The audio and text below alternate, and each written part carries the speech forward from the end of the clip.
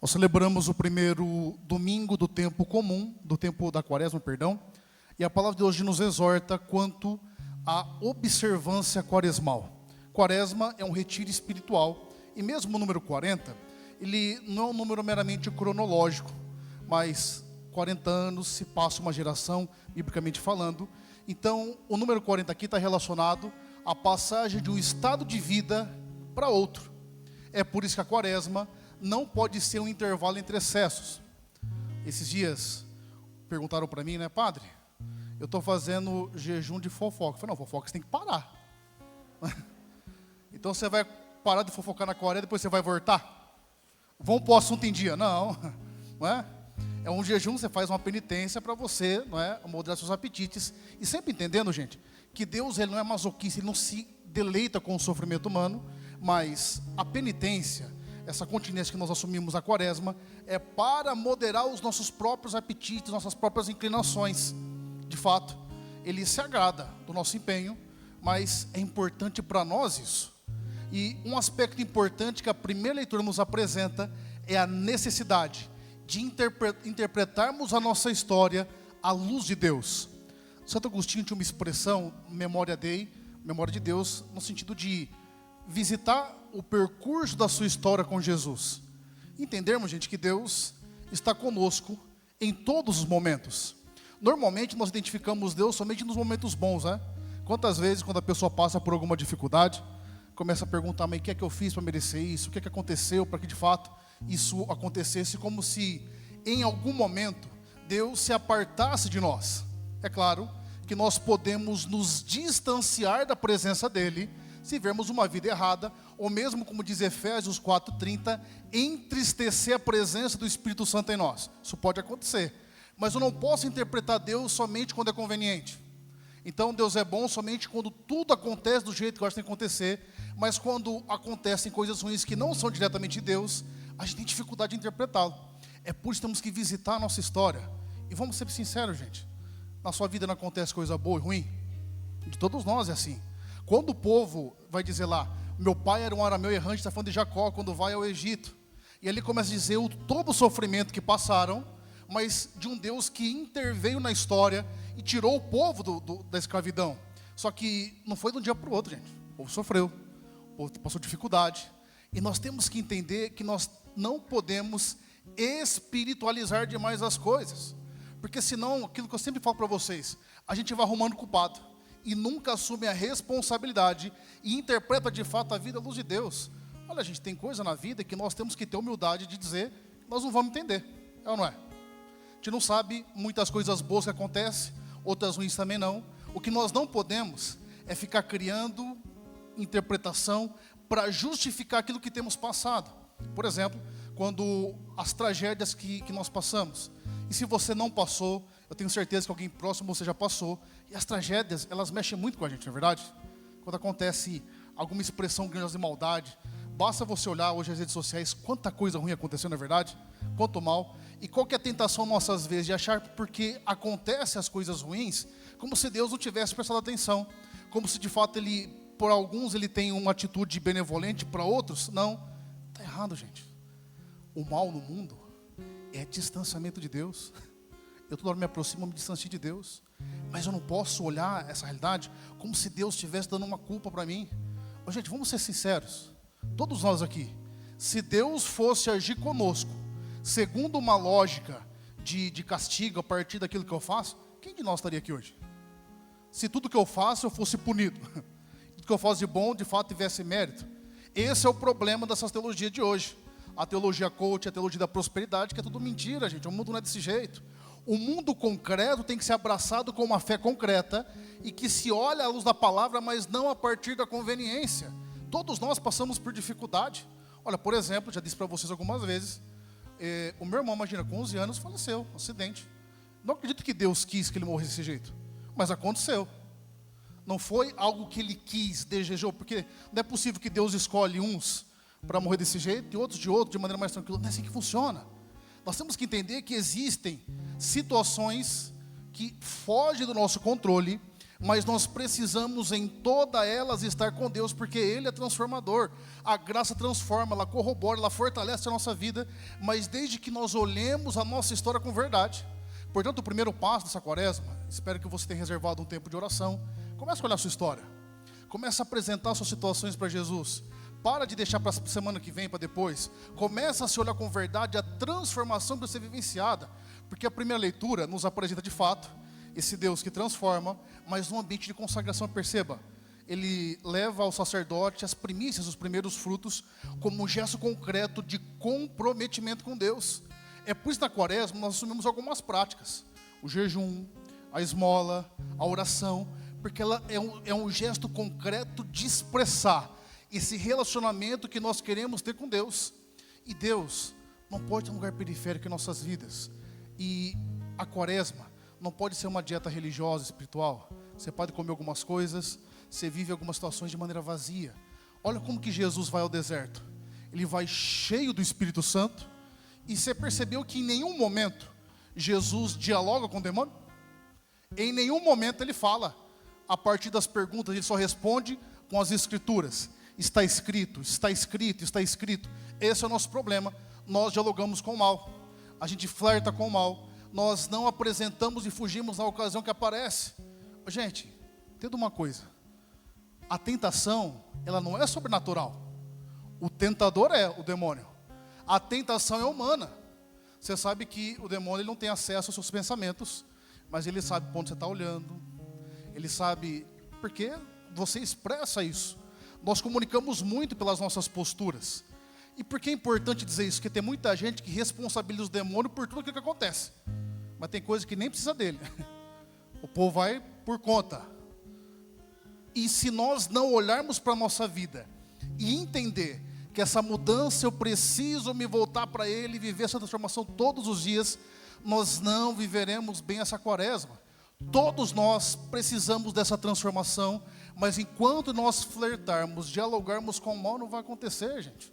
É por isso que nesse tempo, eu preciso olhar para a minha experiência de fé e entender que é preciso uma mudança e um equívoco nosso.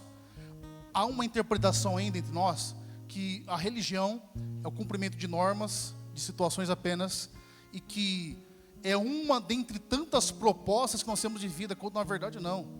Existe apenas um caminho, uma verdade, uma vida, e esse caminho é Jesus, não tem outro, não existe.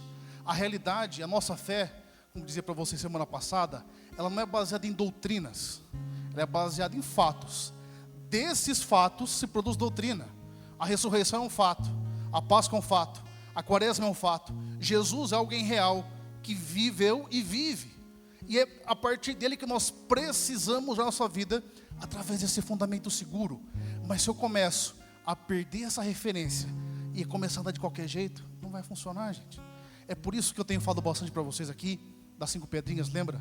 Eucaristia, confissão, o Santo Terço, o jejum semanal, a leitura das Sagradas Escrituras. Tem gente que passa a vida inteira e não lê a Bíblia, não lê as Sagradas Escrituras. Como é que você quer saber a vontade de Deus? Bíblia não é coisa de protestante não, é coisa de católico. O cânon bíblico, quem guardou por séculos somos nós. E nós temos que ter esse acesso à Escritura. Como é que eu vou saber a vontade de Deus se eu não leio o livro inspirado por Ele? Como é que eu vou entender o que Deus quer de mim se eu não coloco empenho? E sabe que a palavra sacramento, ela vem do latim res sacrans, significa coisa santa, coisa sagrada, mas a base etimológica dela não vem do latim, vem do grego, da palavra mysterion, que depois traduziu por mistério, né? E o mistério não é algo esotérico. O mistério é um conhecimento de uma qualidade superior ao racional. Normalmente, quando você vai conhecer algo, ou se você estudou alguma coisa, a ciência, qualquer que seja, é um conhecimento que você absorve. O mistério é algo que nos absorve. É por isso que tem aquela história famosa de Santo Agostinho, lembra? Que ele estava lá na praia, estava ali, ele fez um buraquinho. Ele viu uma criança que tinha feito um buraquinho na areia. Ela pegou uma colherinha, pegava lá um pouco d'água, levava. E Santo Agostinho está querendo entender a Trindade, que é um tratado bastante complexo, né? A gente, pela fé, entende, mas racionalmente é bem desafiador. E ele não conseguia entender, não conseguia chegar numa conclusão. Até que ele viu aquele menino e falou: mas que negócio mais besta, velho. O moleque pegando uma colherinha e botando ali. Ele falou: meu anjo, você não vai conseguir botar toda a água do mar nesse buraquinho. Ao que ele vira e fala: do mesmo jeito, Agostinho, o mistério de Deus não vai caber totalmente na sua cabeça. Tem a dimensão racional, claro que tem, mas tem uma dimensão de mistério. Isso que nós celebramos os sacramentos. Os sacramentos não é uma realidade meramente humana. Por exemplo, hoje nós estamos aqui na Santa Missa. Na paróquia nós temos vários horários de missa, mas sabe uma coisa? Não são sacrifícios oferecidos. O sacrifício foi oferecido uma única vez por Cristo no Calvário. A cada Santa Missa é atualizada essa oferta que é de Cristo, não nossa. É por isso que a eficácia dos sacramentos, ela não está condicionada à virtude de quem preside, do sacerdote, porque o sacerdote é Cristo. É por isso que tem aquela expressão que já ouviram, que o padre ele age in persona Christi, não na sua. É Cristo que se oferece a Santa Missa, é Cristo que perdoa os seus pecados, é Cristo que derrama o óleo da unção sobre os enfermos, e assim por diante. Ele é o protagonista, Ele é o centro de todas as coisas. E se nós não entendermos isso, e não começarmos a ter vida sacramental, nós vamos perder o melhor de Deus em nossas vidas, e não vai dar certo, gente. Olha, foi uma benção a quarta-feira de cinzas. Nós tivemos, assim, impressionante como que teve confissão. Estávamos em 3 aqui. Sem brincadeira, nós atendemos quase 1000 pessoas em confissão. O dia todo, das 6 da manhã às 21 horas. Eu saí daqui 6h30, fiquei das 6 às 6h30. A último atendimento acho que foi 20 para as 11 da noite. Então foi uma benção. Só que, sabe o que é interessante? Como que a gente perdeu? Eu fiquei muito feliz de ver o pessoal buscando a confissão. Mas como é um sacramento que a gente perdeu o sentido muitas vezes, sabia? Não falo das pessoas que vieram confessar, não é a partir disso. Mas como se perdeu na maioria dos católicos. Tem gente que a última vez que confessou foi para casar. Está com 70 anos de casado já. Né? Está quase celebrando a Páscoa. Ô, gente, não é para o padre que você confessa, é para Cristo. É a confissão importante, você está jogando a sua eternidade fora. E entenda uma coisa. Eu sei que o pessoal, quando chega o nosso último momento, no último suspiro, entenda uma coisa. O juízo é dado quando você expira. Já está certo. Se é céu, se é inferno, se é purgatório, porque purgatório já é eternidade. Então, uma vez me perguntaram: padre, e se rezar 30 missas em gregoriano, porque tem um santo que falou isso? Ô, meu anjo, dependendo do que você viveu, pode rezar 300. Não é assim não. É aqui que nós estamos respondendo para Deus. O nosso sim ou não é planificado na eternidade. E eu não estou dizendo isso para te assustar não, para te botar medo, mas para trazer essa responsabilidade, gente, diante da vida. Como é que a gente tem levado a nossa caminhada de fé? Como é que tem sido vivenciado isso? O que de fato tem assumido a primeiro lugar de importância? E se você não gostar da palavra que eu falo, não é minha, é a palavra de Deus, é da igreja. É assim que funcionam as coisas. É por isso que a segunda leitura vai dizer: olha, é preciso que você crê no coração. Aqui o coração não é algo bonitinho apenas, é o lugar de decisão. E confessa com a sua boca. Se não tivesse expressão concreta de fé, nós não vamos ver de acordo. E a experiência de fé não pode ser algo, um adendo na nossa vida, mas é o fundamento de tudo. É o sentido de todas as coisas. É a partir da vivência de fé que nós vamos de fato vivendo aquilo que é de Deus em nós.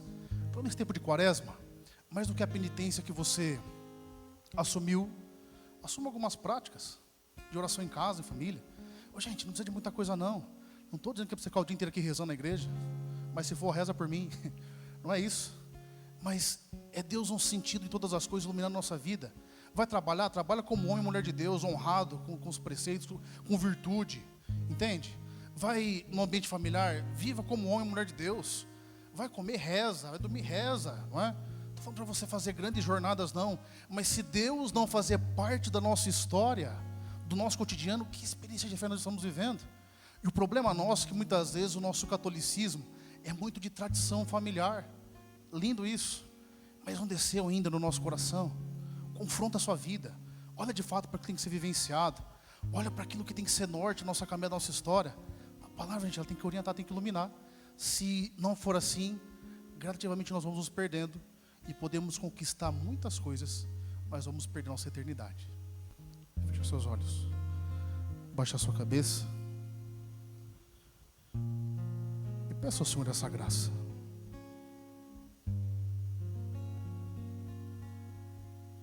A graça de voltar seu coração ao Senhor, de olhar de fato como que está a sua vida, a sua caminhada, de entender que é o próprio Deus que está chamando você, que está gerando fé no seu coração. Se essa palavra gerou fé no seu coração, não deixe que o inimigo roube essa palavra. Aprofunda essa experiência de fé que hoje Deus coloca no seu coração.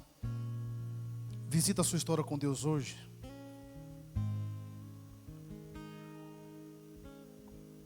Se entrega nas mãos do Senhor nesse momento.